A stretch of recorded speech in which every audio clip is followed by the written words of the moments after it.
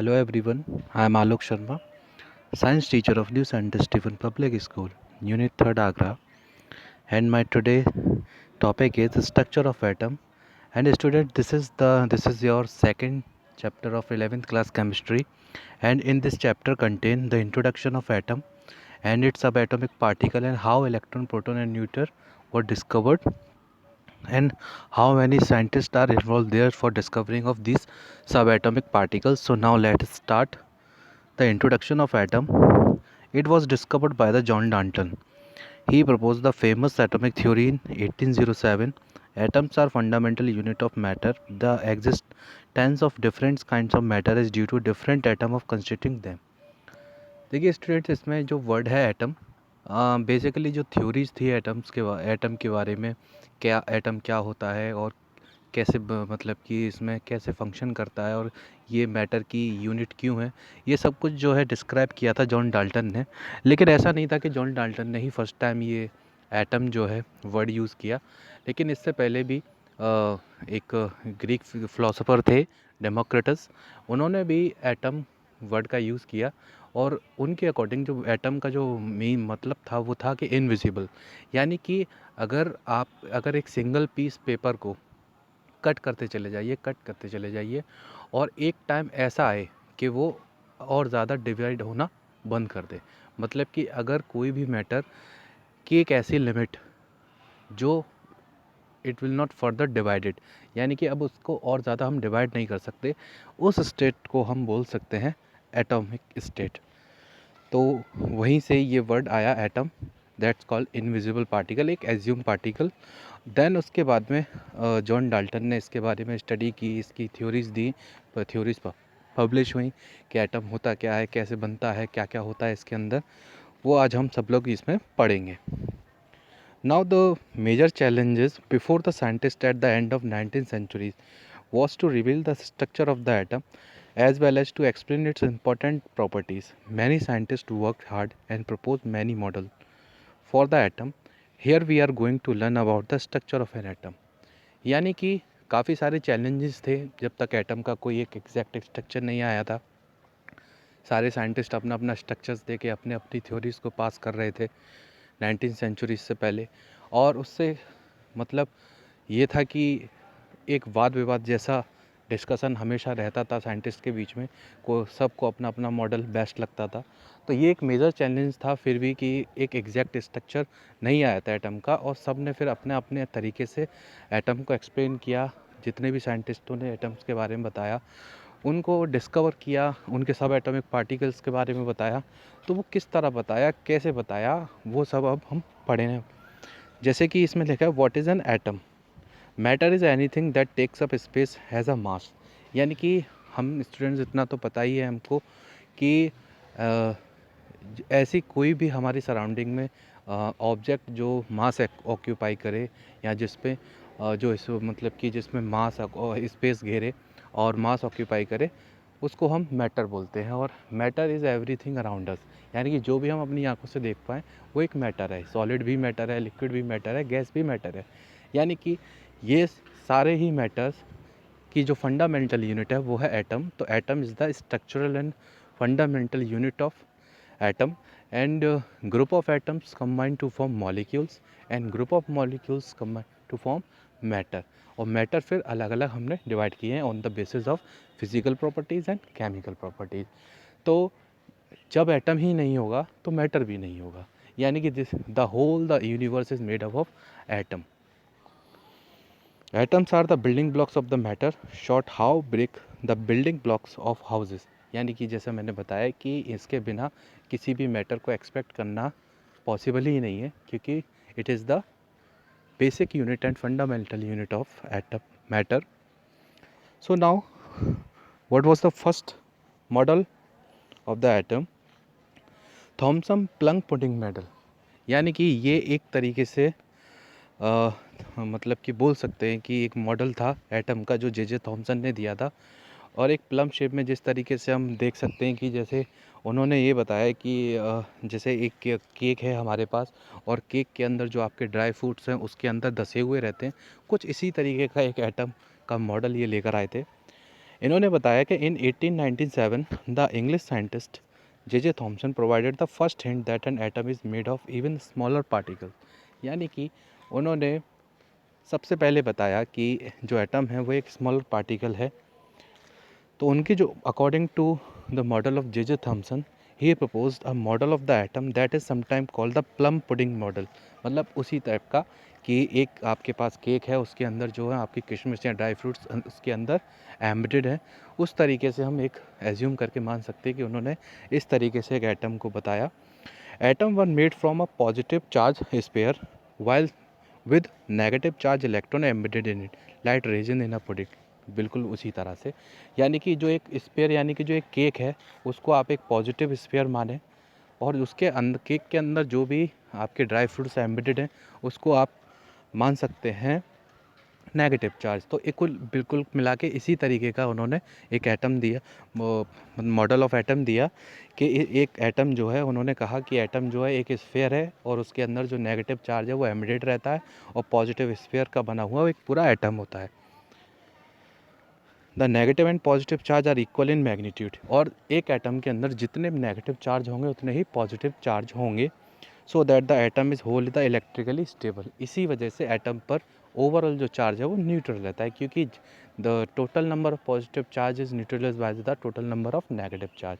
तो ये जो मॉडल था स्टूडेंट्स, ये था अकॉर्डिंग टू जे थॉमसन, जिन्होंने बताया कि एक तरीके से एक जो एटम है वो एक पॉजिटिव स्फीयर है जिसके अंदर नेगेटिव चार्ज एमिटेड रहता है, और जितना पॉजिटिव चार्ज रहेगा उतना ही नेगेटिव चार्ज रहेगा।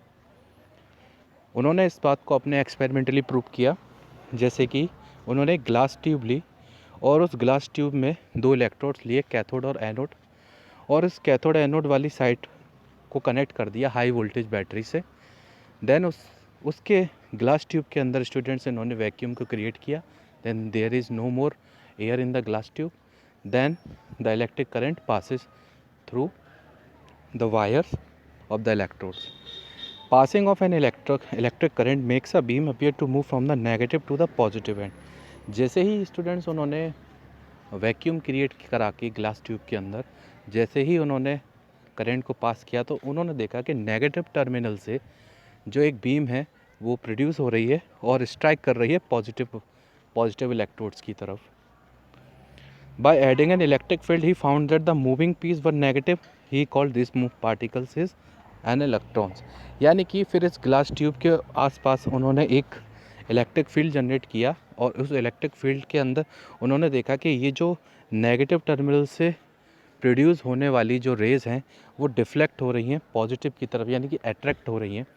तो इसका मतलब ये है कि ये जो रेज़ जो प्रोड्यूस हो रही हैं, ये इनके अंदर जो है नेगेटिव चार्ज है, इसीलिए ये पॉजिटिव चार्ज की तरफ अट्रैक्ट हो रही हैं। यानी कि नेगेटिव चार्ज की जो रेज़ हैं और जो नेगेटिव चार्ज की जो रेज़ हैं वो प्रोड्यूस हो रही हैं नेगेटिव टर्मिनल से। तो नेगेटिव टर्मिनल से जो नेगेटिव चार्ज पार्टिकल्स रिलीज हो रहे हैं, और नेगेटिव पार्टिकल चार्ज अगर एटम के अंदर हैं तो वो इलेक्ट्रॉन्स हैं। तो कह सकते हैं कि इस हिसाब से कि यहाँ पर जो नेगेटिव टर्मिनल से जो बीम ऑफ रेज निकल रही है, it contain a negative charge particles, इसीलिए ये पॉजिटिव फील्ड की तरफ अट्रैक्ट हो रही हैं। The electron was discovered in 1897 by Thomson. He imagine that the atom are raisin pudding with electron stuck in a cake of positive charge. यानी कि यहाँ पर भी इसी तरीके से, यहाँ पर वाटरमेलन का एग्जांपल ले लिया, जिस तरीके से हम देखते हैं कि रेडिश वाले पार्ट के अंदर उसके ब्लैक सीड्स एम्बेडेड रहते हैं, बिल्कुल इसी तरीके से उन्होंने बताया कि ये जो नेगेटिव चार्ज पार्टिकल्स की जो रेज हैं वो बनी हुई हैं इलेक्ट्रॉन्स की वजह से, क्योंकि नेगेटिव टर्मिनल से इलेक्ट्रॉन्स रिलीज हुए हैं, और वही इलेक्ट्रॉन्स जो हैं वो एक बीम प्रोड्यूस कर रहे हैं जो कि इलेक्ट्रिक फील्ड में पॉजिटिव पार्ट की तरफ अट्रैक्ट हो रहे हैं। तो यहाँ से इलेक्ट्रॉन्स का बोल सकते हैं कि अराइजमेंट हुआ, ऑरिजिन हुआ और डिस्कवर हुआ through the experiment of J Thompson. तो जिस तरह से उन्होंने बताया कि जितने पॉजिटिव चार्ज हैं उतने ही टोटल नेगेटिव चार्ज रहेंगे इसमें। Now the discovery of proton. Simple इसी एक्सपेरिमेंट को अगर हम रिवर्स कर दें और रेज जो बीम ऑफ पार्टिकल्स की रेज है उसको हम पॉजिटिव टर्मिनल के थ्रू अगर रिलीज़ करा दें, तो वहाँ पर पॉजिटिव टर्मिनल्स के थ्रू जब भी रिलीज़ कराएंगे तो वो पॉजिटिव चार्ज पार्टिकल कैरी करेंगी रेज, और वही पॉजिटिव चार्ज पार्टिकल की जो रेज़ हैं वो कंटेन करेंगे प्रोटॉन। ऐसा ही यूजन गोल्डस्टीन ने कहा था कि Eugen Goldstein noted streams of the positive charge particles in cathode in rays in 1886। उन्होंने भी जस्ट ऐसा ही एक्सपेरिमेंट किया। Particles moves in opposite direction of cathode rays, यानी कि जो पार्टिकल्स उसके जो मूव्स कर रहे हैं वो अपोजिट डायरेक्शन में मूव कर रहे हैं कैथोड रेज के, called canal rays because they pass through the holes channels और canal drill through the negative electrode. यानी कि जो नेगेटिव पार्ट से जो इलेक्ट्रॉन की जो बीम रिलीज़ हो रही है उसके आगे हमने कुछ इस तरीके से होल टाइप एक स्फीयर रख दिया, जहाँ से उसके अपोजिट डायरेक्शन में एनोड टर्मिनल से हाई करंट की हाई इलेक्ट्रिक करंट पास करने की वजह से एनोड रेज भी रिलीज़ हो रही हैं। And this anode rays consist of positive charge and positive charge particle is called electron. Canal rays must be positive. Goldstein postulated that the existence of a positive fundamental particle called the proton। यानी कि ये जो canal raise हैं, canal इसलिए इसको बोल सकते हैं इसमें से कि देखिए छोटे छोटे होल्स में से होकर निकल के भी जा रही हैं, तो ये काफ़ी स्मॉल स्पेस से भी निकल के जा रही हैं यहाँ से, तो इसलिए इनको नाम दिया गया कैनाल रेज। और ये जो कैनाल रेज हैं एनोड टर्मिनल से रिलीज़ हुए हैं, तो एनोड टर्मिनल से जो रिलीज़ होने वाली जो रेज हैं स्टूडेंट, वो कैरी कर रही हैं positive charge and positive charge particle in the atom is called proton. तो यहाँ से प्रोटॉन का ओरिजिनेशन हुआ, उसकी डिस्कवरी हुई और प्रोटॉन्स के बारे में हमने जाना कि ये पॉजिटिव चार्ज की तरफ पॉजिटिव चार्ज कैरी करता है। इसीलिए ये इस एक्सपेरिमेंट में इस ग्लास ट्यूब के नेगेटिव टर्मिनल की तरफ अट्रैक्ट हो रही है। यानी कि अब बात की जाए तो दो टाइप की रेज यहाँ पर रिलीज़ हुई, एक कैथोड रेज और एनोड रेज। तो ये जो कैथोड रेज हैं, कैथोड रेज नेगेटिव टर्मिनल से रिलीज हुई which contain a negative charge electrons which carry the negative charge electrons and negative charge. और एनोड टर्मिनल से रिलीज हुई positive charge particles and positive charge rays called anode rays which contain a positive charge and protons. Now the discovery of neutron, James Chadwick. In 1932, students, James Chadwick discovered another subatomic particle which had no charge and a mass nearly equal to the proton। यानी कि James Chadwick ने यहाँ पर discovery की neutron की, और उन्होंने ये बताया कि जो न्यूट्रॉन वाला जो पार्ट होता है उस पर कोई भी चार्ज नहीं होता और उसका जो मास है वो nearly equal to the mass of proton के रहता है। It was eventually named as neutron, जिसको हमने नाम दिया neutron. Neutrons are present in the nucleus of all atoms except hydrogen. In general, a neutron is represented by small n, यानी कि small n से हमने इसको represent किया। The mass of an atom is therefore given by the sum of masses of proton and neutron present in the nucleus। इन्होंने एक theoretical aspect और दिया कि एक जो total mass है किसी भी atom का वो depend करेगा total mass of the proton plus neutron के। यानी कि अगर किसी भी एटम के अंदर जितना भी उसका जो होल मास होगा वो सारा का सारा जो मास है वो डिपेंड करेगा उसके न्यूट्रॉन में और न्यूट्रॉन प्लस प्रोटॉन में। तो जब भी हम किसी एटम के प्रोटॉन और न्यूट्रॉन को प्लस कर देंगे तो हमको एटॉमिक मास ऑफ मिल जाएगा। तो यहाँ से अस्तित्व में न्यूट्रॉन भी आया, प्रोटॉन्स की ऑलरेडी डिस्कवरी हो चुकी थी, इलेक्ट्रॉन्स की हो चुकी थी। तो इससे तीनों सब एटॉमिक पार्टिकल्स स्टूडेंट्स हमने यहाँ पे कैसे डिस्कवर हुए ये पता किया। उसके बाद जब ये तीनों पार्टिकल्स मिलके बना लेते हैं एक होल ऑफ द एटम। लेकिन अब भी यहाँ पर सिर्फ और सिर्फ हमने बात की है केवल discovery of the sub atomic particles but not the exact structure of the atom. यानी कि एटम का अभी तक कोई एग्जैक्ट स्ट्रक्चर एक्सप्लेन नहीं हुआ था। सिर्फ और सिर्फ हमने प्रॉपर्टीज़ के बेस पे हमने इसके सब एटॉमिक पार्टिकल्स को चार्जेस के बेस पे अलग अलग करके रखा कि जैसे कि इलेक्ट्रॉन्स को स्मॉल ई से डिनोट करेंगे it contain negative charge, protons को स्मॉल पी से डिनोट करेंगे इट कंटेन पॉजिटिव चार्ज। और इसमें हमने न्यूट्रॉन को भी जेम्स चैडविक ने बताया, उन्होंने बताया कि उस पर कोई जो चार्ज नहीं है, उसका जो चार्ज है वो इक्वल टू प्रोटॉन है। तो स्टूडेंट्स इसका मतलब क्या हुआ कि ये तीनों सब एटॉमिक पार्टिकल्स मिलके इलेक्ट्रॉन प्रोटॉन जो न्यूट्रॉन है ये सब मिलके बनाएंगे एक स्ट्रक्चर ऑफ एटम। लेकिन अभी भी एग्जैक्ट स्ट्रक्चर्स ऑफ एटम नहीं आया। तो अब उसको भी हम देखेंगे कि उसके बारे में हम कैसे पता करें। कैसे पता किया साइंटिस्ट ने? Now this is the Rutherford gold foil experiment. It is very famous experiment conducted by the Rutherford, Eunice Rutherford. और इन्होंने एक्चुअल में न्यूक्लियस के बारे में पता किया कि एक एटम के अंदर वाकई में न्यूक्लियस है या नहीं. क्योंकि न्यूक्लियस का मतलब एक बोल सकते हैं सेंटर. जैसे अगर हम बात करें कि हमारे जो अर्थ का जो सेंटर है वो कोर है, तो core is the nucleus of the earth. तो न्यूक्लियस का मतलब केवल हम एटम में ही नहीं यूज़ कर सकते. न्यूक्लियस को हम केवल वहाँ पर भी यूज़ कर सकते हैं जहाँ किसी चीज़ का सेंटर हो, यानी कि न्यूक्लियस का मतलब सेंटर होता है. तो उन्होंने यही चीज़ देखने के लिए कि जो एक एटम है उसका अगर मास है तो इसका मतलब ये है कि वो कोई ना कोई मैग्नीट्यूड अपने पास रखता होगा. अब अगर मैग्नीट्यूड रखता होगा तो वो कहीं ना कहीं उसका कोई वजन भी होगा. तो वो कैसे पता किया उन्होंने? With the help of gold foil experiment. तो इन 1908 the English physicist Ernst Rutherford was hard at work, an experiment that seemed to have little to do with unraveling the mysteries of the atomic structure. ये जो mysteries चलती चली आ रही थी काफ़ी सारी, सब अपने अपने एस्पेक्ट दे रहे थे. तो उसी दौरान इन्होंने भी अपना एक गोल्ड फॉइल पे एक्सपेरिमेंट किया और अपनी एक थ्योरी पास की. जैसे Rutherford experiment involve firing a stream of tiny positive charge alpha particles at a thin sheet of a gold foil. यानी कि इन्होंने सबसे पहले तो एक एलिमेंट लिया जो रेडियो एक्टिव भी बोल सकते हैं उसको, और या फिर जो अपने अंदर से अल्फ़ा बीटा गामा रेडिएशंस को रिलीज़ करता, ऐसा कोई एलिमेंट. जैसे हमने पढ़ा था इसमें कि रेडियम लिया था इन्होंने. तो रेडियम जो है उसकी खासियत ये है कि वो फ्लोरेसेंट नेचर का होता है और वो बीम्स को लाइट बीम्स को रिलीज़ करता है.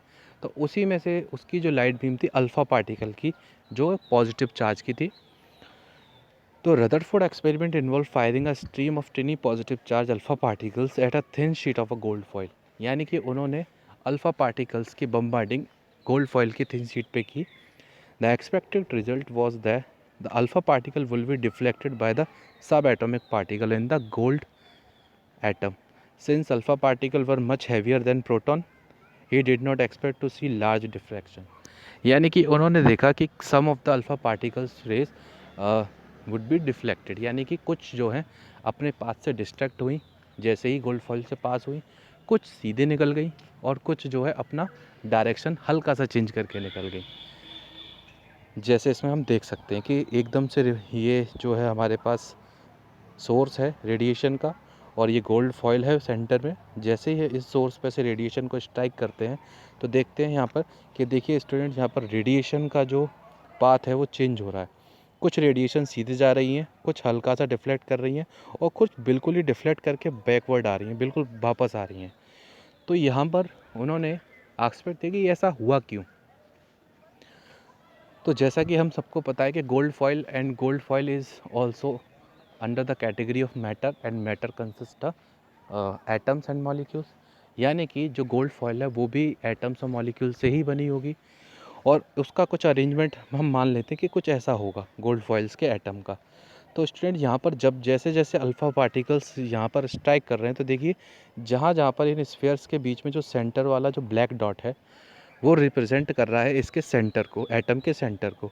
तो यहाँ पर देखते हैं कि जब जब ये अल्फ़ा पार्टिकल्स जो है सेंटर पे स्ट्राइक कर रही हैं तो वो अपना रास्ता बदल रही हैं, डिफ्लेक्शन शो कर रही हैं.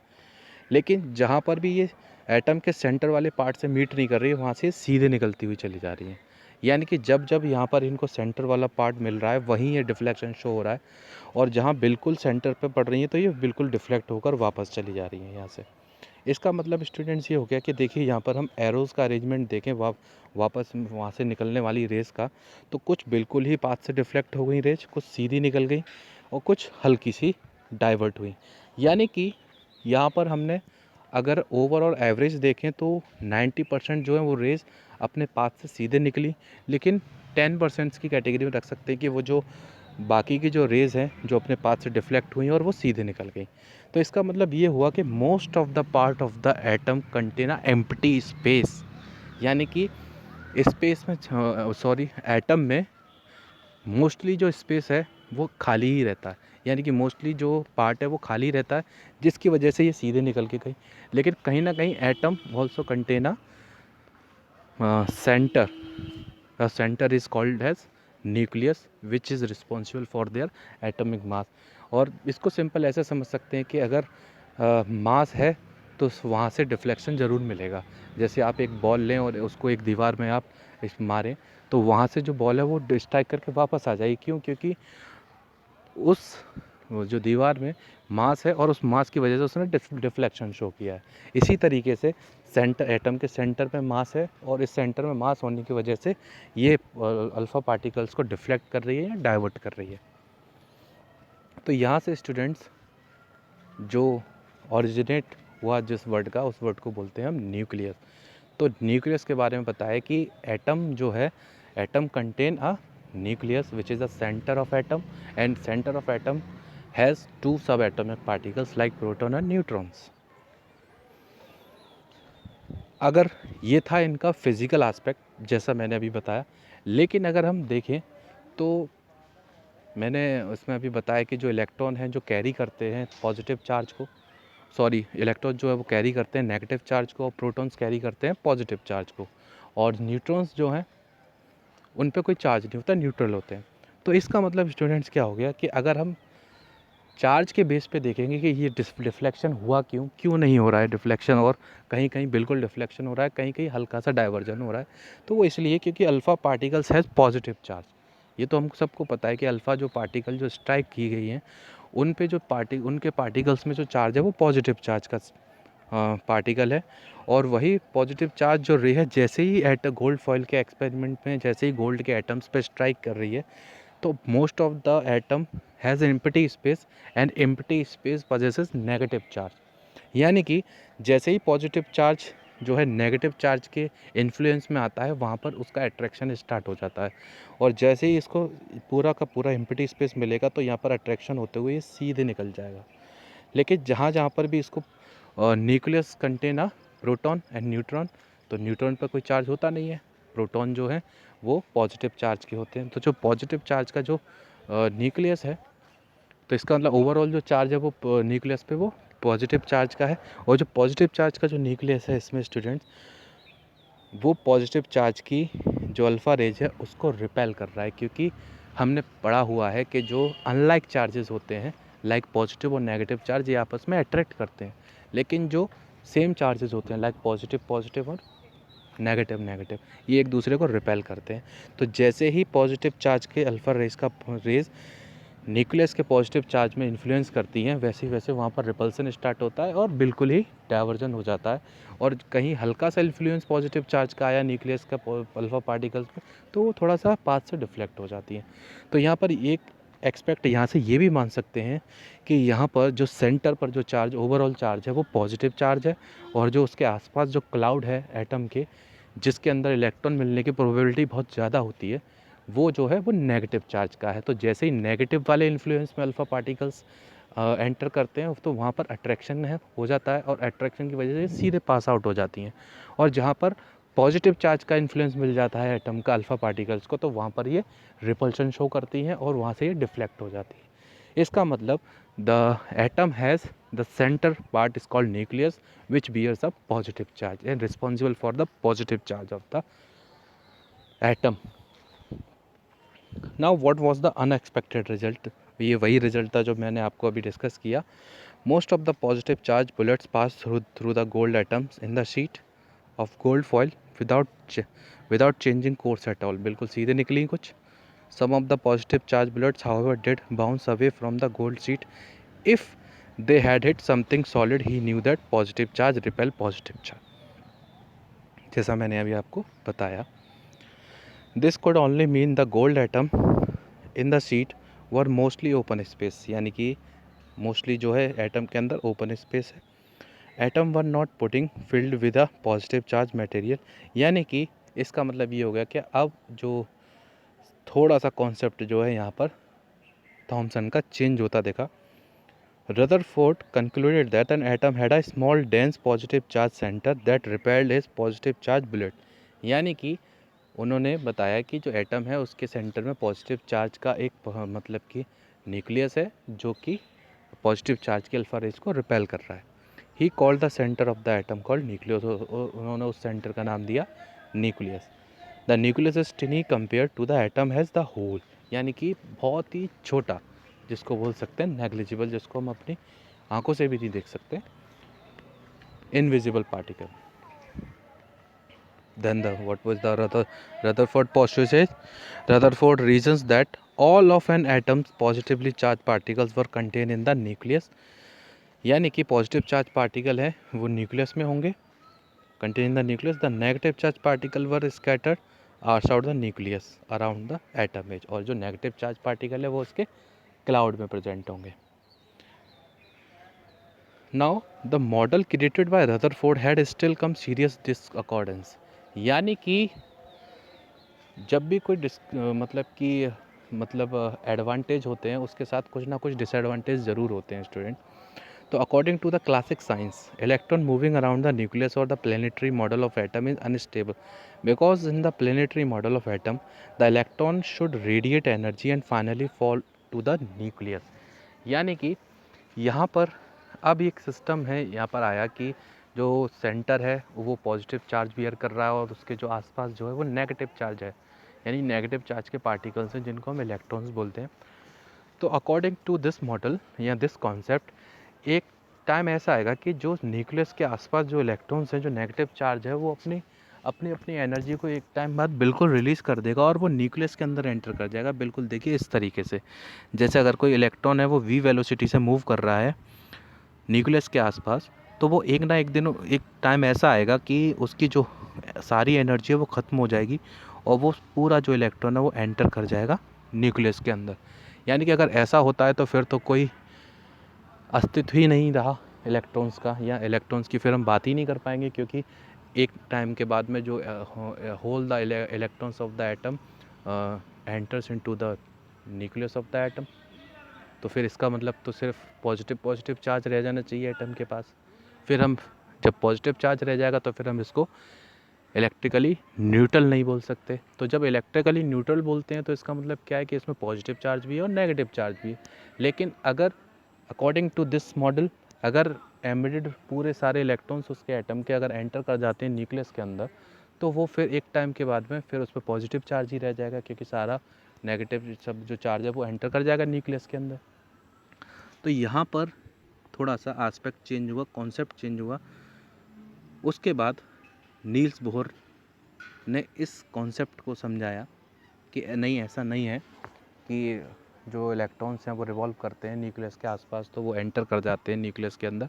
उन्होंने अपना एक मॉडल दिया जिसको हम जानते हैं बोर्स मॉडल, और ये अभी तक का स्टूडेंट्स एक्सेप्टेड मॉडल है।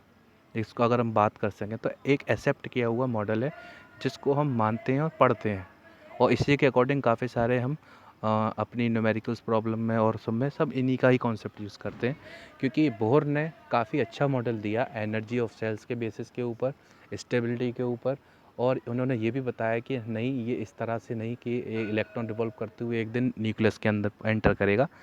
ये सारे एस्पेक्ट इन्होंने नेगलेक्ट किए और इन्होंने अपने खुद के एस्पेक्ट्स और थियोरेटिकल एस्पेक्ट्स दिए। वो क्या थे हम पढ़ेंगे। In 1930, the Danish scientist Niels Bohr proposed an improvement in his model. He placed each electron in a specific energy level.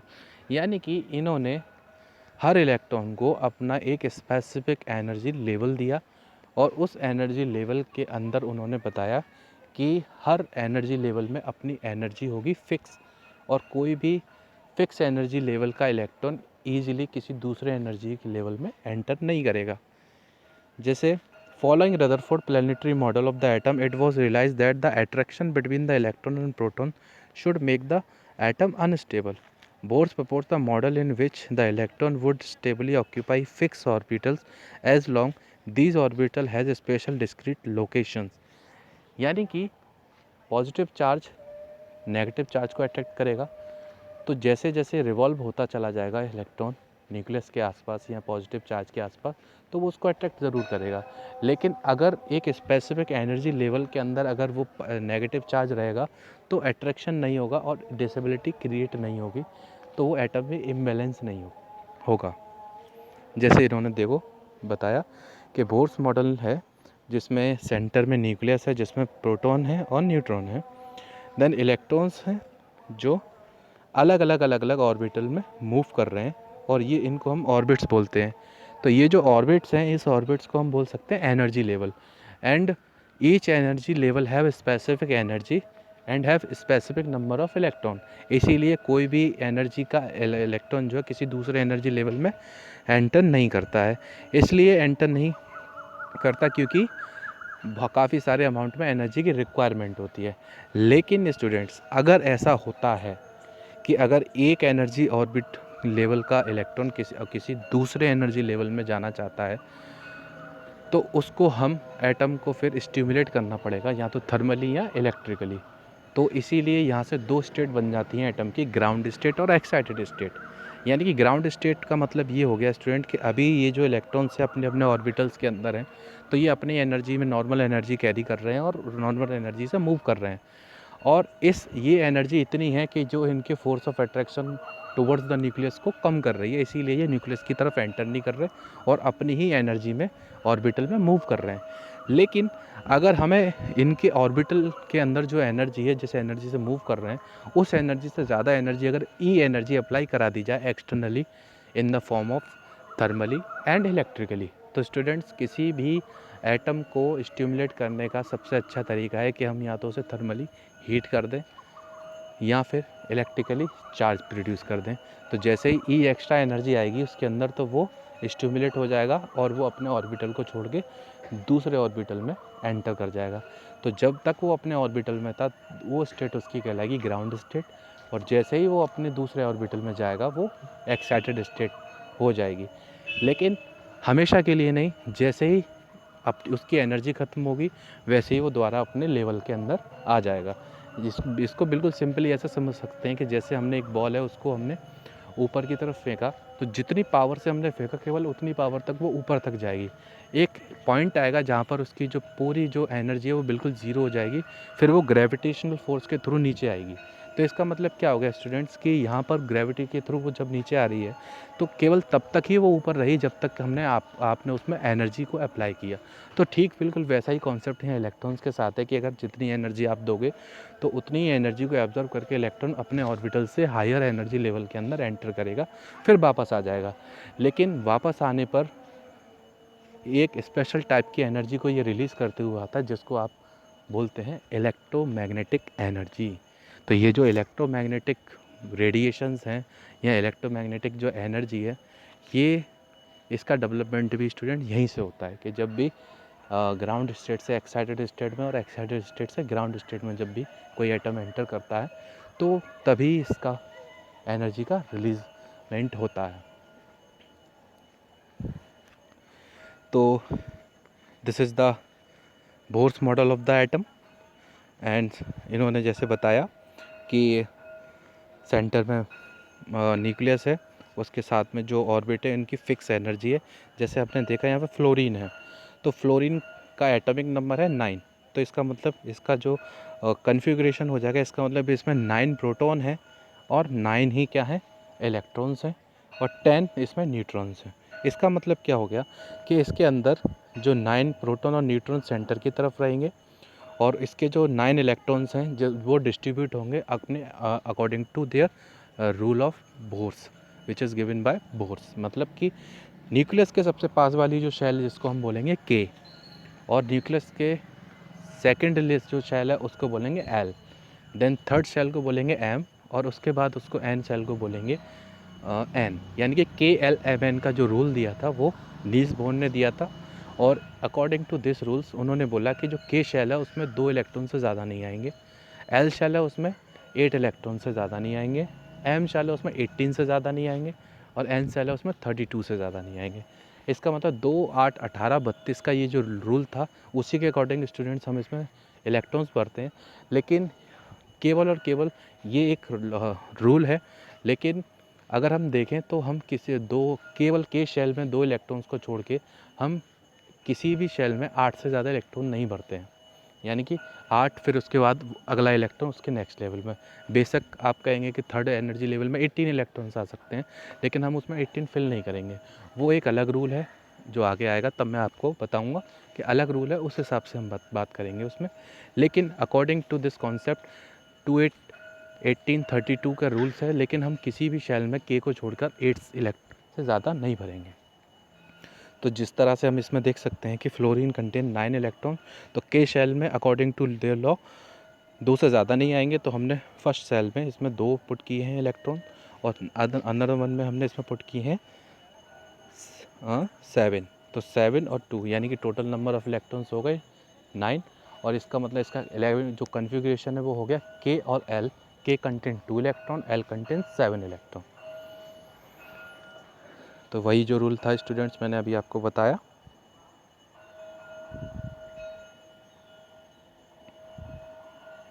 So what is the key aspects of the Bohr's model? Electrons move around the nucleus stable orbit without emitting radiation। यानी कि electrons अपने nucleus में move करेंगे और कोई भी energy की radiation release नहीं करेंगे, क्योंकि वो एक स्टेबल एनर्जी ऑर्बिटल में रिलीज़ करेंगे, रिवॉल्व करेंगे।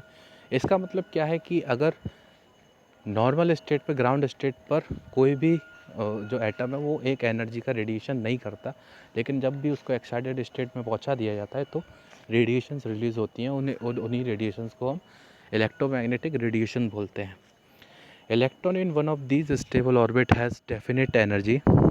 और हर ऑर्बिटल की एक डेफिनेट एनर्जी होती है। Energy is radiated only when electron make transition from high energy orbital to low energy orbital. और जैसे ही हाई से लो, लो टू हाई जैसे ही एंटर करते हैं इलेक्ट्रॉन्स इसमें, तो वैसे ही एक्सटर्नल एनर्जी को अप्लाई कराने के बाद में, तो वैसे ही हम देख सकते हैं कि एनर्जी का रिलीमेंट होता है, रिलीजिंग होती है, और हम देख सकते हैं कि यहाँ पर रेडिएशंस रिलीज़ होंगे। लेकिन ये एक ही केस में होगा जब आप किसी भी एटम्स के इलेक्ट्रॉन को उसके ग्राउंड स्टेट से एक्साइटेड स्टेट के अंदर पहुँचा दो। सो द इलेक्ट्रोमैग्नेटिक स्पेक्ट्रम, तो मैंने बताया कि इलेक्ट्रोमैग्नेटिक जो स्पेक्ट्रम है वो एक तरीके से इलेक्ट्रोमैग्नेटिक रेडिएशन ही है। और ये जो इलेक्ट्रोमैग्नेटिक रेडिएशन है ये कब रिलीज़ होती है? जब भी हम किसी भी एटम के इलेक्ट्रॉन्स को उसके ग्राउंड स्टेट से एक्साइटेड में पहुंचा देते हैं, और जब उनकी एनर्जी ख़त्म होती है तो जब वो फिर से वापस से अपने ऑर्बिटल में एंटर कर रहे होते हैं, तो उस केस में ये इलेक्ट्रोमैग्नेटिक रेडिएशन रिलीज़ होता है। और ये जो इलेक्ट्रोमैग्नेटिक रेडिएशन है स्टूडेंट्स, ये काफ़ी सारी रेडिएशंस का मिक्सचर बोल सकते हैं इसको। यानी कि स्पेक्ट्रम का मतलब क्या हो गया कि a spectrum of lights consist of many lights, यानी कि मैनी रेडिएशंस। तो बहुत सारी रेडिएशंस को ये इलेक्ट्रोमैग्नेटिक रेडिएशन रखते हैं, और इसको हम बोल सकते हैं इलेक्ट्रोमैग्नेटिक वेव के फॉर्म में। तो इलेक्ट्रोमैग्नेटिक वेव की अगर कैरेक्टरिस्टिक्स देखी जाए तो इलेक्ट्रोमैग्नेटिक वेव जो रेडिएशन है ये अपने आप में ख़ास बन जाती है। और वो ख़ास इसलिए होती है क्योंकि इसमें जो इलेक्ट्रिक फील्ड है और जो मैग्नेटिक फील्ड है वो एक दूसरे के परपेंडिकुलर होता है। जैसे स्टूडेंट्स हम इसमें देख सकते हैं कि ये ऑसिलेशंस फॉर्म कर रही हैं, और ये जो ऑसिलेशंस फॉर्म हो रही है ब्लू और ग्रीन, ब्लू में और रेड में, तो ये अगर आप ब्लू को आप मैग्नेटिक फील्ड मानते हैं, और जैसे ब्लू को मैग्नेटिक फील्ड मान लीजिए और रेड को आप इलेक्ट्रिक फील्ड मान लीजिए, तो ये देखिए एक दूसरे के परपेंडिकुलर है। यानी कि electromagnetic radiations is a wave in which consist the electric field as well as a magnetic field, and electric field and magnetic field is perpendicular to each other। यानी कि इसके अंदर इलेक्ट्रिक फील्ड भी होगा और मैग्नेटिक फील्ड होगा, इसीलिए इसको हम इलेक्ट्रोमैग्नेटिक रेडिएशन बोलते हैं। एक ऐसी वेव या ऐसी रेडिएशन या ऐसी तरंग जिसके अंदर इलेक्ट्रिक फील्ड भी है और मैग्नेटिक फील्ड भी है, और ये दोनों फील्ड एक दूसरे के क्या हैं? परपेंडिकुलर है।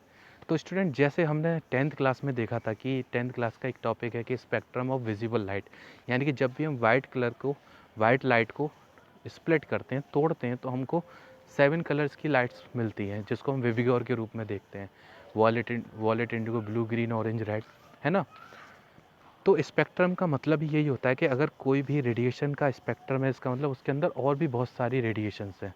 तो इलेक्ट्रोमैग्नेटिक रेडिएशंस की जब भी बात आएगी या इलेक्ट्रोमैग्नेटिक स्पेक्ट्रम की बात आएगी तो वहाँ पर भी यही है कि जैसे ही हम इस इलेक्ट्रोमैग्नेटिक रेडिएशन को स्प्लिट करेंगे तो हमें भी काफ़ी सारी वेव्स मिलेंगी और उन काफ़ी सारी वेव्स को हम सेपरेट करेंगे according to their wavelength and according to their frequencies.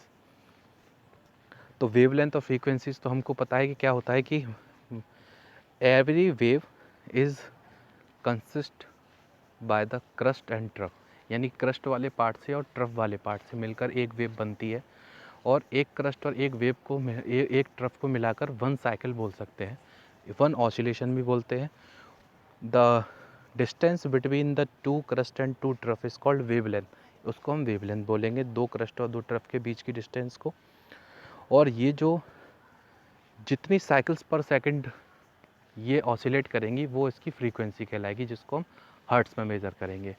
तो वेवलेंथ को लैम्डा में मेज़र करते हैं और जितने ऑसिलेशंस होते हैं ना, ऑसिलेशंस पर सेकंड, यानी कि वन साइकिल को हम बोलते हैं वन वेव। तो number of waves in one second is called frequency.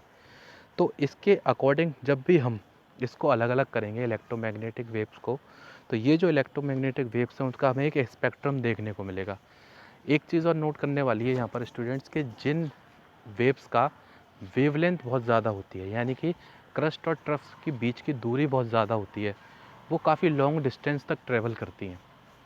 और ये जाहिर सी बात है, तो लॉन्ग डिस्टेंस तक कौन सी वेव्स ट्रेवल करती हैं? बेसिकली अगर उसका यूज़ किया जाए तो हम देखते हैं ना कि रेडियो वेव्स होती हैं जो कम्युनिकेशन में बहुत बड़ा रोल करते, वो रोल है उनका। जैसे कि हम मोबाइल से एक दूसरे से बात करते हैं, एक दूसरे से हम फ़ोन्स के थ्रू बात करते हैं, टेलीफोन्स के थ्रू, लैंडलाइन के थ्रू, मोबाइल्स के थ्रू, और स्पेस में जो भी कम्युनिकेशन है रेडियो वेव्स के थ्रू। ये वो सिर्फ़ और सिर्फ स्टूडेंट्स इसीलिए है क्योंकि ये जो है काफ़ी लॉन्ग डिस्टेंस तक ट्रैवल करती हैं। तो लॉन्ग डिस्टेंस तक वही वेव ट्रैवल कर पाएगी जिसकी वेवलेंथ बहुत ज़्यादा होगी, और जिसकी वेवलेंथ बहुत कम होगी वो बहुत शॉर्ट डिस्टेंस तक ट्रैवल कर पाएगी। एक और चीज़ कि जिस वेव की वेवलेंथ सबसे ज़्यादा है स्टूडेंट्स, उसकी एनर्जी बहुत कम होगी। एनर्जी का मतलब उसकी पेनिट्रेशन पावर बहुत कम होगी, यानी कि फ्रीक्वेंसी बहुत कम होगी। तो एक तरीके से देखा जाए तो फ्रीक्वेंसी और वेवलेंथ एक दूसरे के इन्वर्सली प्रोपोर्शनल होते हैं इलेक्ट्रोमैग्नेटिक वेव के स्पेक्ट्रम में। इसको ऐसे समझ सकते हैं कि अगर रेडियो वेव्स की वेवलेंथ बहुत ज़्यादा है तो उसकी फ्रीक्वेंसी बहुत कम होगी, यानी नंबर ऑफ़ साइकिल पर सेकंड बहुत कम होंगे, क्योंकि डिस्टेंस बहुत ज़्यादा हो गई क्रस्ट और ट्रफ के बीच में। ऐसे ही जिस वेव की फ्रीक्वेंसी बहुत ज़्यादा है, यानी कि उसके वेव नंबर्स अगर पर यूनिट एरिया में अगर ज़्यादा हैं तो उसकी फ्रीक्वेंसी भी ज़्यादा होगी, और फ्रीक्वेंसी अगर ज़्यादा है तो वो ज़्यादा लॉन्ग डिस्टेंस तक ट्रेवल नहीं करेगी, लेकिन वो जो है पेनिट्रेशन पावर बहुत ज़्यादा रखेगी। इसका सबसे अच्छा एग्जांपल है एक्स रेज, जो भी मेडिकल में जो टर्मिनोलॉजी में यूज़ होती हैं। यानी कि जब भी हम देखते हैं कि हमारा जो चेस्ट है उसकी एक्सरेज करनी है, या हमारी जो भी बॉडी का पार्ट है उसको एक्सरे में करना है, तो उसकी एक देखते हैं कि बाद में एक फ़िल्म आ जाती है। जैसे कि अगर कोई बोन फ्रैक्चर हुआ है हमारे हाथ में या पैर में, तो उसका जो पूरा एक पर्टिकुलर डायग्राम जो है वो आपको एक फ़ोटोग्राफिक फ़िल्म में देखने को मिल जाएगा बाद में। तो इसका मतलब उस मशीन से जो एक्सरेज आप जो रिलीज़ हुई उसमें इतनी पावर थी स्टूडेंट्स कि वो आपकी हड्डियों तक को पेनिट्रेट कर गई, और हड्डियों को पेनिट्रेट करने के बाद में वो सीधे निकल गई। इसीलिए बोला जाता है कि जो वेव्स आपकी हड्डियों तक पेनिट्रेट कर गई वो आपके सेल्स के डीएनए को भी पेनिट्रेट कर गई। इसका मतलब ये है, क्योंकि अब हमारी बोन्स जितना स्ट्रॉन्ग तो हमारा डीएनए नहीं होता होगा, तो सबसे पहले तो वो जो हड्डियाँ तो बाद में है, सबसे पहले तो वो हमारे स्किन सेल को इंटरेक्ट करेंगी, देन उसके बाद में हमारे सॉफ्ट टिश्यूज़ को, फिर स्केलेटल मसल्स को, देन बोन्स का नंबर आता है। तो सोचिए इसमें इतनी पावर होती है एक्स रेज में कि ये जो है हमारे स्किन सेल्स को भी पास आउट कर देती है, मसल्स, स्मूथ मसल्स को भी, और मस्कुलर सेल्स को भी, देन उसके बाद बोन्स का नंबर आता है, और फिर उसके बाद भी एक फ़ोटोग्राफिक फ़िल्म पे उसको शो कर देती है। तो इसका मतलब क्या है, इसीलिए कहते हैं कि रेडिएशंस इंसानों के लिए ख़तरनाक इसीलिए होते हैं क्योंकि जिस वेव की जितनी ज़्यादा फ्रीक्वेंसी होगी समझ लीजिए उतनी ही ज़्यादा ख़तरनाक वो वेव होगी। जैसे gamma rays, alpha beta, alpha beta gamma rays हो गई, कॉस्मिक वेव्स हो गई, अल्ट्रावायलेट रेज हो गई, एक्स रेज हो गई। इन्हीं से ही देखा होगा कि कैंसर होने के, स्किन कैंसर होने के चांसेस बहुत होते हैं। क्यों? क्योंकि ये डीएनए के अंदर भी पेनिट्रेट कर जाती हैं और डीएनए के सीक्वेंस को चेंज करके काफ़ी सारे जेनेटिकली डिसऑर्डर प्रोड्यूस कर देती हैं। तो ये सिर्फ और सिर्फ इतना सारा जो खेल है वो एक छोटे से एटम से हो रहा है। देखिए स्टूडेंट, कहाँ से हम स्टार्ट किया हमने टॉपिक, कि कैसे जो एटम है वो अस्तित्व में आया, ओरिजिनेट हुआ, कैसे उसके पार्टिकल्स हुए, लेकिन उसके बाद कितने सारे फिनोमेना उसके बढ़ गए और कैसे कैसे इलेक्ट्रोमैग्नेटिक स्पेक्ट्रम की तरफ हमने जाके देखा कि कैसा बिहेवियर शो होता है। तो जैसा मैंने इसमें बताया कि describing the electromagnetic visible light is a small portion the electromagnetic radiation spectrum detected with our eyes. यानी कि अगर हम विजिबल लाइट भी, जो हम 10th क्लास में पढ़ रहे थे, वो भी एक पार्ट है इलेक्ट्रोमैग्नेटिक स्पेक्ट्रम का। सिर्फ यही यही एक रीजन है जो हमारी आंखों की फ्रीक्वेंसी से मैच करता है, जिसको हम देख सकते हैं, रेनबो को देख सकते हैं। बाकी की ना इससे पहले की लाइट और ना इससे बाद की लाइट हम देख सकते। तो जैसा कि इलेक्ट्रोमैग्नेटिक स्पेक्ट्रम में बता ही रहा है कि जो लाइट का जो नेचर है वो एक वेव फॉर्म में है। तो लैम्डा हो गया, एम्पलीट्यूड हो गया, फ्रीक्वेंसी जिसके बारे में मैंने अभी बात की। तो एम्पलीट्यूड का मतलब ये हो गया कि बेस लाइन से जितनी हाइट होगी उतना एम्पलीट्यूड होगा, और फ्रीक्वेंसी नंबर ऑफ साइकिल्स पर सेकंड, जिसको बोल सकते हैं wavelength, distance between the crest and trough. तो यहाँ पर इलेक्ट्रोमैग्नेटिक रेडिएशन का जो फिनोमेना है वो प्लैंक्स ने दिया। तो उन्होंने ब्लैक बॉडी के बारे में बताया कि ब्लैक बॉडी रेडिएशंस क्या होते हैं। ब्लैक बॉडी रेडिएशंस का मतलब हम बोल सकते हैं कि परफेक्ट एमिटर और परफेक्ट एब्जॉर्बर ऑफ लाइट। यानी कि ऐसे ऑब्जेक्ट्स जो लाइट के परफेक्ट एमिटर होते हैं और परफेक्ट एब्जॉर्बर होते हैं, जिसमें हम मून को बहुत अच्छे से रख सकते हैं ब्लैक बॉडी में। कैसे? कि सबसे पहले तो वो दिन में, अगर हम डे की बात करें तो सनलाइट की एनर्जी, सनलाइट को एब्जॉर्ब करता है और रात में उसी को एमिट करता है। तो यानी कि वो परफेक्ट एब्जॉर्बर भी है और परफेक्ट एमिटर भी है। इसका मतलब moon is a black body. तो according to Planck's quantum theory, इन्होंने बताया कि जो रेडिएशन है realise to explain that the energy spectrum he had to assume that energy is quantize. यानी कि energy is a form of quanta. यानी quanta मतलब स्मॉल पैकेट्स ऑफ इलेक्ट्रॉन्स, जिसको बोल सकते हैं कि जो एनर्जी जब भी रिलीज़ होती है वो स्मॉल पैकेट्स ऑफ इलेक्ट्रॉन्स के रूप में होती है। और light has a particle character, यानी कि डुअल नेचर ऑफ लाइट है, यानी कि उसका पार्टिकल नेचर भी है और वेव नेचर भी है। जैसे हम इलेक्ट्रोमैग्नेटिक स्पेक्ट्रम में फ्रीक्वेंसी और एम्पलीट्यूड और इस सब के बारे में बात कर रहे हैं, तो ये एक वेव नेचर है। और इसमें हम बात करते हैं तो अकॉर्डिंग टू दिस पोस्टुलेट, इन्होंने बताया कि जो एनर्जी है वो डायरेक्टली प्रोपोर्शनल होती है फ्रीक्वेंसी के। जो मैंने अभी आपको बताया भी था स्टूडेंट्स की, जिस वेव में जितनी ज़्यादा एनर्जी होगी या जिसकी फ्रीक्वेंसी जितनी ज़्यादा होगी, उसकी पेनिट्रेशन पावर भी बहुत ज़्यादा होगी। तो पेनिट्रेटिंग पावर का मतलब क्या हो गया? यही हुआ स्टूडेंट्स के उसकी एनर्जी बहुत ज़्यादा है। तो E directly proportional to V. तो जैसे ही डायरेक्टली प्रोपोर्शनल का साइन हटाएंगे तो कांस्टेंट आ जाएगा, तो E equal to H V आ जाएगा। और जो फ्रीक्वेंसी है यानी कि जो वी है वो हमारा डायरेक्टली प्रोपोर्शनल होता है स्पीड ऑफ लाइट के, यानी कि v directly proportional to c but inversely proportional to lambda. यानी कि बोल सकते हैं कि अगर हम जो फ्रीक्वेंसी है वो frequency equal to c upon lambda, frequency equal to c upon lambda. तो जब हम वी की, जो वी के कंपोनेंट्स, यानी हमारे पास जो फ्रीक्वेंसी के कंपोनेंट्स क्या हैं, सी यानी कि speed of light upon wavelength of the light, इन दोनों को हम v की जगह पुट कर देंगे तो क्या हो जाएगा, E equal to s c upon lambda. तो वही सिस्टम है जिसमें h जो है हमारा वो प्लैंक्स कांस्टेंट है, जिसकी वैल्यू है 6.626 into 10⁻34 joules per second. So this is the Planck's quantum theory. यानी कि इन्होंने क्या बताया कि जो एनर्जी है वो डायरेक्टली प्रोपोर्शनल होती है फ्रीक्वेंसी के। तो जैसे ही डायरेक्टली प्रोपोर्शनल का साइन हटाएंगे तो कांस्टेंट आ जाएगा h, जिसको हम प्लैंक कांस्टेंट बोलते हैं। और यही जो प्लैंक कांस्टेंट है इसको हम फिर दोबारा से रीमॉडिफाइड करके लिख सकते हैं कि E equal to H v, और जो V है वो आपका बराबर किसके है, स्पीड ऑफ लाइट और divided by the wavelength of the light. यानी कि तो E equal to h c upon lambda. So this is the Planck's quantum theory. इसमें हम देख सकते हैं कि अलग अलग टाइम पे अलग अलग वेवलेंथ है और उसके अलग अलग आस्पेक्ट्स हैं इसमें। The fourth variable light is velocity. All light has same speed in a vacuum, यानी कि वैक्यूम में जो लाइट की स्पीड है वो सेम है, हमने पढ़ा। लेकिन जैसे कि c equal to 2.99792458 into 10⁸ metre per second, इसको हम बोल सकते हैं exact speed of light in vacuum. लेकिन अप्रॉक्स इसको हम क्या लिखते हैं 3 into 10⁸ metre per second. This is the c, यानी कि c is the speed of light. तो c मैंने बताया था ना आपको कि c क्या है, c is the product of frequency and wavelength, यानी कि किसी भी लाइट की रेडिएशन की वेवलेंथ और उसकी फ्रीक्वेंसी का प्रोडक्ट ही c बन जाता है, यानी कि c हम उसको बोलते हैं speed of light. And frequency is inversely proportional to the wavelength.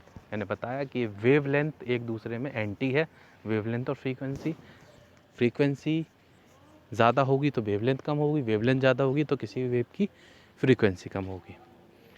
तो जैसे ही हम स्टूडेंट्स यहाँ पर अलग अलग करेंगे इलेक्ट्रोमैग्नेटिक रेडिएशंस को, तो देखिए सबसे पहले तो ये स्प्लिट होगी गामा रेज में, देन एक्स रेज में, फिर उसके बाद यूवी रेज में, यूवी के बाद इंफ्रारेड रीजन आता है और फिर माइक्रोवेव्स आता है, फिर उसके बाद में रेडियो वेव्स आते हैं जिसमें एफएम वेव्स वगैरह जो आती हैं, जिसमें हम देखते हैं कि 92.7 एफएम वगैरह।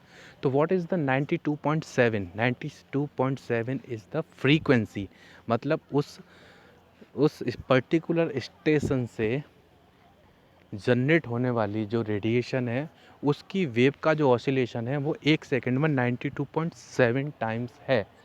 इसीलिए एक जॉकी स्टेशन से कभी भी दूसरे जॉकी स्टेशन की फ्रीक्वेंसी मैच नहीं होती। क्यों? क्योंकि जैसे मान लीजिए 100.1 एफएम है और एक है 92.7 एफएम, तो वो अपनी अलग फ्रीक्वेंसी पर दे रहा है, यानी कि 100.1, यानी कि एक सेकंड में 100.1 साइकिल, और ये 92.7 साइकिल्स इन 1 सेकेंड। इसीलिए दोनों की फ्रीक्वेंसीज आपस में इंटरप्ट नहीं करेंगे। हमको दो अलग अलग चैनल्स पे जैसे ही चेंज करेंगे तो अलग अलग रेडिएशंस और अलग अलग सॉन्ग सुनने को मिलेंगे। फिर आती हैं लॉन्ग रेडियो वेव्स, जो कि काफ़ी लॉन्ग डिस्टेंस तक ट्रेवल करने में काम आती हैं। जैसे पहले देखते थे कि प्रसार भारती, जब टेलीविज़न्स भी नहीं थे हमारे इंडिया में, उस टाइम पर रेडियो थे और रेडियो पे ही लोग बाग क्रिकेट मैच को सुनते थे, काफ़ी सारे प्रोग्राम्स को सुनते थे। तो जो जो दूरदर्शन जो भी प्रोग्राम दिल्ली से ब्रॉडकास्ट करता था वो आपको केरल तक के बैठे हुए एक किसान के रेडियो में भी सुनने को मिलता था। यानी दिल्ली से लेकर अब आप देख सकते हो कि पूरा केरला या फिर कन्याकुमारी, और हम देख सकते हैं कि ऑल ओवर द इंडिया इसने कवर कर रखा है। तो ये किस वेव्स की हेल्प से हुआ? लॉन्ग रेडियो वेव्स के थ्रू। अब ऊपर यहाँ पर इसको स्टूडेंट्स यहाँ पर फ्रीक्वेंसीज दे रखी हैं और यहाँ पर इसकी दे रखी हैं वेवलेंथ। तो देखिए स्टूडेंट्स, यहाँ पर 10⁻0 से 10⁻24 तक ये एक रीज़न दिया हुआ है फ्रीक्वेंसी का। तो 10⁻0 से 10⁻2, 10⁻4, 10⁻6 यहाँ से एनर्जी इंक्रीज़ हो रही है। तो यानी कि इसका मतलब सबसे ज़्यादा जो एनर्जी है वो यहाँ पर गामा रेज की है और सबसे कम एनर्जी है वो लॉन्ग रेडियो वेव्स की है। तो यहाँ पर सबसे कम वेवलेंथ 10⁻16 ये है गामा रेज की, और सबसे ज़्यादा वेवलेंथ 10⁸ नैनो, इसमें हम बात कर सकते हैं मीटर में, ये किसकी है? लॉन्ग रेडियो वेव्स की। तो यहाँ पर मैंने जैसा बताया कि जो ई है वो हो गए एक दूसरे से इंटरचेंज, यानी कि यहाँ पर जो ई है वो वी के इन्वर्सली प्रोपोर्शनल है। लेकिन स्टूडेंट्स हम यहाँ पर देखें कि जैसे हम यूजुअली देखते हैं कि अल्ट्रावायलेट रीजन जो है हमारी लाइट का वो 10⁻14 से 10⁻16 के बीच में, और यहाँ पर देखिए एक रीज़न है जिसको हम विजिबल रीजन बोलेंगे।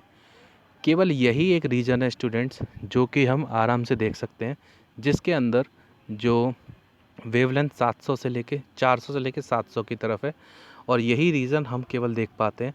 तो इस रीजन के बाद का इंफ्रारेड जो रीजन है वो नहीं देख पाते, और इससे पहले यूवी एक्सरेज वगैरह ये भी नहीं देख पाते। तो केवल और केवल हम इलेक्ट्रोमैग्नेटिक स्पेक्ट्रम में केवल इसी रीजन को देख पाते हैं, इसीलिए हम इसको बोलते हैं विजिबल रीजन या visible spectrum of the electromagnetic light. तो इसमें जितने भी जो रेज़ हैं सबका अपना अपना काम है। जैसे गामा रेज़ है, एक्स रेज़ है, यूवी रेज़ है। तो यूवी रेज़ तो सन से रिलीज़ देखा होगा हमने, सन से रिलीज़ होती है। और काफ़ी सारे सैनिटाइज़र करने में, जैसे हॉस्पिटल्स को या फिर काफ़ी सारे ऐसे इन्फेक्टेड एरियाज़ को डिसइंफेक्टेंट करने के लिए यूवी रेज़ का यूज़ किया जाता है और काफ़ी सारा एप्लीकेशन है। एक्स रेज़ का तो मेडिकल टर्म में तो है ही है यूज़। गामा रेज़ का भी जो एप्लीकेशन है वो कैंसर ट्रीटमेंट, रेडियोथेरेपी कराने में है। इंफ्रारेड का हम रडार में, सोनार वगैरह में यूज़ करते हैं। माइक्रोवेव, जो माइक्रोवेव ओवन होता है जो काफ़ी हीट प्रोड्यूस करता है, तो खाना बनाने के लिए उसमें यूज़ कर सकते हैं। और रेडियो वेव्स का तो आपको यूज़ पता ही है, जो भी कम्युनिकेशन है वो सब इनके थ्रू ही होता है। तो स्टूडेंट देखा कि ये इलेक्ट्रोमैग्नेटिक जो रीजन है या इलेक्ट्रोमैग्नेटिक जो स्पेक्ट्रम है वो कितना इंपॉर्टेंट है आजकल की डेली लाइफ में। इसके बिना हम अपनी लाइफ को एक्सपेक्ट कर ही नहीं सकते, क्योंकि सारा कम्युनिकेशन, बहुत सारे सिस्टम्स, टर्मिनोलॉजीज, मेडिकल फील्ड सब इसी पर ही बेस्ड हैं। Now photo electric effect. Photo electric effect ये इस तरीके से, फ़ोटो का मतलब लाइट, यानी कि स्टूडेंट, अगर मैंने बताया था कि अगर हमें इलेक्ट्रॉन्स का मूवमेंट अगर कराना है किसी पर्टिकुलर मेटल में, तो हम क्या करें, उस पर रेडिएशंस को एम करें, यानी कि बम्बार्ड करें। तो उस रेडिएशन के थ्रू क्या होगा कि वो जो पर्टिकुलर पीस के जो मेटल्स के जो इलेक्ट्रॉन्स हैं वो मूव करना स्टार्ट कर देंगे। बिल्कुल उसी तरीके से मैंने बताया था कि जैसे एक पीस ऑफ मेटल है और उसको हम रेडिएशन डाल रहे हैं, तो एक तरीके से एक्स्ट्रा एनर्जी ही डाल रहे हैं, और वो जो एक्स्ट्रा एनर्जी है वो एंटर कर रही है, और उसको एंटर करने के बाद में वो जो है इलेक्ट्रॉन्स वो मूव करना स्टार्ट करते हैं। तो लाइट की वजह से करंट प्रोड्यूस हो रहा है, इसी इफेक्ट को हम बोलते हैं photo electric effect. Light striking a metal surface generate photoelectrons. The light energy is transferred to electrons in metals. With sufficient energy, electrons break free of the metal. Electrons give more energy, move faster, have higher kinetic energy when they leave the metal. यानी कि लेकिन ऐसा नहीं है कि आप simple bulb की light डालेंगे वैसे ही इलेक्ट्रॉन्स रिलीज़ होना स्टार्ट हो जाएंगे, ऐसा नहीं है। लेकिन होता क्या है कि अगर हम पर्टिकुलर, जैसे इलेक्ट्रोमैग्नेटिक रेडिएशंस में से ही कोई एक रेडिएशन स्ट्राइक करें, यूवी रेस करें, एक्स रेस करें, तो इनमें काफ़ी हाई एनर्जीज होती है। तो इलेक्ट्रॉन्स जिस एनर्जी से रिवॉल्व कर रहे हैं अपने ऑर्बिटल के अंदर, उसको छोड़कर ये अपने बाहर वाले इलेक्ट्रॉन्स ऑर्बिटल में एंटर कर जाएंगे, यानी कि जिसको बोल सकते हैं कि वो मूव करना स्टार्ट कर देंगे। तो हमें सिर्फ और सिर्फ उस एनर्जी से ज़्यादा एनर्जी ही प्रोवाइड करानी होती है। जैसे इसमें देख सकते हैं कि photo electric effect is used in photo cathodes, यानी फ़ोटो, जिसमें जिस तरीके से आजकल हम सोलर पैनल देखते हैं, सबसे अच्छा जो एप्लीकेशन है फ़ोटो इलेक्ट्रिक इफेक्ट का वो यही है कि सोलर पैनल जो स्टूडेंट्स होते हैं वो यही हैं कि उस पर सन रेज है, सन स्ट्राइक करती है पर्टिकुलर प्लेट पे, और फिर वहाँ से क्या जो लाइट एनर्जी है वो इलेक्ट्रिकल एनर्जी में कन्वर्ट होती है due to the movement of electron. Light strike the cathode at frequency v, यानी कि कैथोड पे फ्रीक्वेंसी वी के से क्या करती है, ये स्ट्राइक करती है, and electrons are ejected if v exceed to the threshold value. देखिए स्टूडेंट, हर एलिमेंट की एक थ्रेशोल्ड एनर्जी होती है, और उसको हम थ्रेशोल्ड कोफिशिएंट बोल सकते हैं। ये थ्रेशोल्ड एनर्जी क्या होती है, ये स्टूडेंट्स वो एनर्जी है जो एनर्जी किसी भी इलेक्ट्रॉन को किसी भी एटम के अंदर बांधे हुए रखती है। यानी कि हर एलिमेंट की एक अपनी अलग थ्रेशोल्ड एनर्जी होगी। जैसे हमने देखा है कि मोस्टली कॉपर के वायर्स को यूज़ करते हैं, जो इलेक्ट्रिक सर्किट्स होते हैं उसमें हम मोस्टली कॉपर के वायर्स को यूज़ करते हैं, एल्यूमिनियम्स के वायर को यूज़ करते हैं, आयरन का वायर यूज़ नहीं करते, और काफ़ी सारे मेटल्स हैं उनका वायर यूज़ नहीं करते। वो सिर्फ इसीलिए कि सबकी अपनी अपनी अलग अलग थ्रेशोल्ड एनर्जी है, और जब तक उस थ्रेशोल्ड एनर्जी से आप ज़्यादा एनर्जी प्रोवाइड नहीं कराओगे पर्टिकुलर, तब तक वो इलेक्ट्रॉन इजेक्ट ही नहीं होगा, और इजेक्ट नहीं होगा तो वो मूव भी नहीं करेगा। तो हमें सबसे पहले तो एनर्जी इतनी देनी पड़ती है पर्टिकुलर एलिमेंट पे कि उसके जो इलेक्ट्रॉन है वो उसकी थ्रेशोल्ड एनर्जी से ज़्यादा हो। तो इलेक्ट्रॉन्स एनोड पे कलेक्ट हो जाते हैं, current flow use to the monitor to light intensity, और फिर उसमें करंट फ्लो होने लग जाता है, और उस करंट को सेव कर सकते हैं बैटरीज में। तो सोलर पैनल इसका बहुत अच्छा एग्जांपल है। The photo electric effect is not explain using a wave description but explain the modelling of light as a particle. तो यहाँ पर एक तरीके से पार्टिकल नेचर शो हुआ लाइट का फोटो इलेक्ट्रिक इफेक्ट के through. Wave particle duality depending on the situation, light is the best described as a wave और अ पार्टिकल। यानी कि यहाँ से लाइट को इलेक्ट्रोमैग्नेटिक स्पेक्ट्रम वेव फॉर्म में है और फोटो इलेक्ट्रिक इफेक्ट में पार्टिकल नेचर फोटॉन्स के रूप में बताया। और यहाँ से इसका मतलब ये हुआ तो जो लाइट है वो डुअल नेचर शो करती है, लेकिन स्पेसिफिक अपने वर्क के अकॉर्डिंग वो वेव में या पार्टिकल के रूप में चेंज होती है। इसका मतलब क्या हो गया कि light has dual nature, it is a dual nature, has wave nature and particle nature.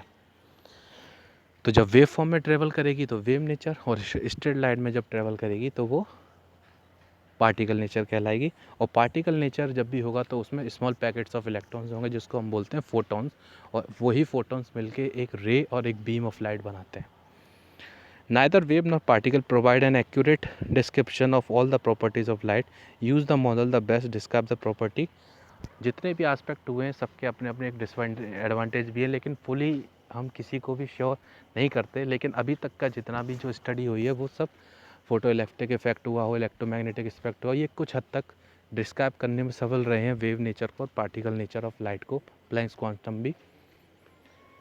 तो द एनर्जी ऑफ फोटोन, यानी कि फोटोन इज़ अ स्मॉल, यानी कि जो एक रेडिएशन बनती है, यानी कि जो एक रे बनती है वो फोटोन से बनती है। Photons is a small packets of electron, छोटे छोटे छोटे छोटे पैकेट्स होते हैं इलेक्ट्रॉन्स के जो अब क्लस्टर्स के रूप में होते हैं, उनको हम फोटोन्स बोलते हैं।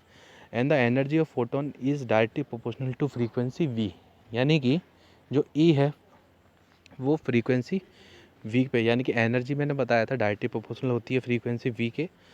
तो E equal to H v, और वी जो है सी अपॉन लैम्डा होता है। तो ई एनर्जी जो है फोटॉन्स की E equal to h c upon lambda, ये हम पढ़ चुके हैं। Binding energy, energy hold an electron to metal, यानी कि जो जिस एनर्जी से इलेक्ट्रॉन किसी भी मेटल के अंदर होल्ड रहते हैं वो बाइंडिंग एनर्जी कहलाती है। और थ्रेशोल्ड फ्रीक्वेंसी स्टूडेंट्स क्या होती है, जो आप उससे ज़्यादा देते हैं उसको इजेक्ट कराने के लिए, यानी कि minimum frequency of light needed to emit an electron. Threshold energy is the minimum amount of energy which is given to the particular element to eject the electron from its their metal. For frequency below the threshold frequency no electrons are emitted. इससे नीचे आप अगर threshold frequency से आप नीचे आप electrons को देखेंगे कि इसका इजेक्शन नहीं होगा। बिल्कुल सिंपल ऐसे ही कि अगर आप एक सिंपल बल्ब को रख दें किसी मेटल के आगे तो उसके अंदर से उसका जो है एमिशन ऑफ इलेक्ट्रॉन नहीं होगा। वो इसलिए नहीं होगा क्योंकि उसकी जो थ्रेशोल्ड एनर्जी से कम एनर्जी अप्लाई हो रही है। लेकिन किसी पर्टिकुलर रेडिएशन की एनर्जी को आप उसकी थ्रेशोल्ड एनर्जी से ज़्यादा दे देंगे, वी नॉट से ज़्यादा, तो उसमें इजेक्शन ऑफ इलेक्ट्रॉन देखने को मिलेगा। यानी कि जो एनर्जी ऑफ प्रोटॉन है वो बराबर फोटोन है बराबर किसके है, binding energy plus kinetic energy. This is explain by the photo electric effect. Then the wave nature of light, और वेव नेचर ऑफ लाइट है यानी कि ये वेव फॉर्म में ट्रैवल करती है। जब भी लाइट वेव फॉर्म में ट्रैवल करेगी तो वो रिफ्रैक्शन या रिफ्लेक्शन कॉज करती ही है। तो रिफ्रैक्शन जो हमने देखा कि ट्रांसपेरेंट मीडियम से लाइट जब भी बाइंड होती है तो वो अपने पाथ से स्लाइटली डाइवर्ट हो जाती है, and this process is called refraction. And the bending of light when pass from the one medium to another of their the different density. तो स्पीड लाइट की चेंज हो जाती है, लाइट बेंड हो जाती है, एंगल भी चेंज हो जाता है उसका, और सेपरेट हो जाती है कंपोनेंट्स ऑफ कलर। इसी से हमें काफ़ी सारे स्पेक्ट्रम्स मिल जाते हैं लाइट के। जैसे हमने विजिबल स्पेक्ट्रम देखा तो जो विबग्योर है उसको भी हमने एक ट्रांसपेरेंट मीडियम प्रिज्म के थ्रू डाइवर्ट किया और वो स्प्लिट हुआ काफ़ी सारे कलर्स में। So student, this is all about your the wave nature and particle nature of light, like the photoelectric effect, electromagnetic spectrum, discovery of subatomic particle of electrons like proton and neutron, their postulates, their theories, and how many scientists involved there, the discovery of these subatomic particles and atoms. So students, the rest of the topics of this chapter we will discuss in our next video. So I hope you will all enjoy this video. Thank you.